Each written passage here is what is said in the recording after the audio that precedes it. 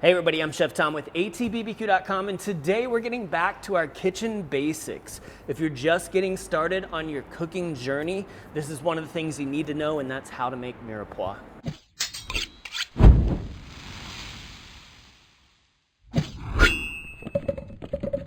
Now mirepoix is super simple. It's 3 ingredients. You got onions, carrots, and celery, unless you're Cajun, and then it's a little bit different. But for our purposes, this is classic French ingredients right here. This is the base of so many soups and sauces, and this is really easy. Let's get into it. So this is pretty much the base of any soup that you're gonna start making, and that's 2 parts, like I said.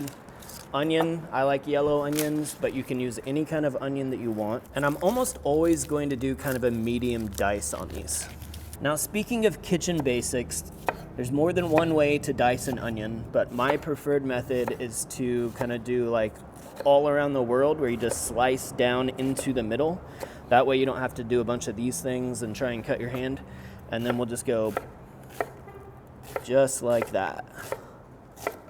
Super easy.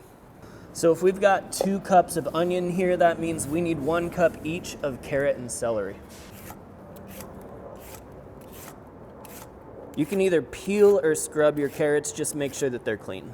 So my tendency is to make a couple of cuts here. This portion's probably small enough that we can just dice it. This portion's probably small enough that we can have it and then dice it. This portion is probably large enough that we need to quarter it and dice it.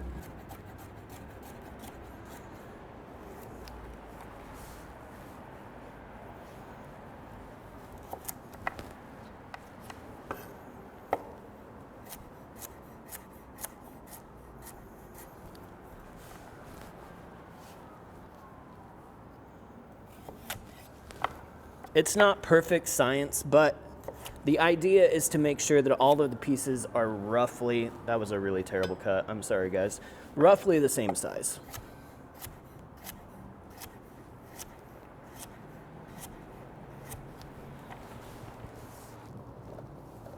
Need a little bit more. And now we've got the celery. Again, we want to try and make everything roughly the same size. So we're gonna cut this down a bit. I have like a slight aversion to celery, I would say. I mean, I can eat it, but I don't want to know it's in my food. I just want the flavor of it.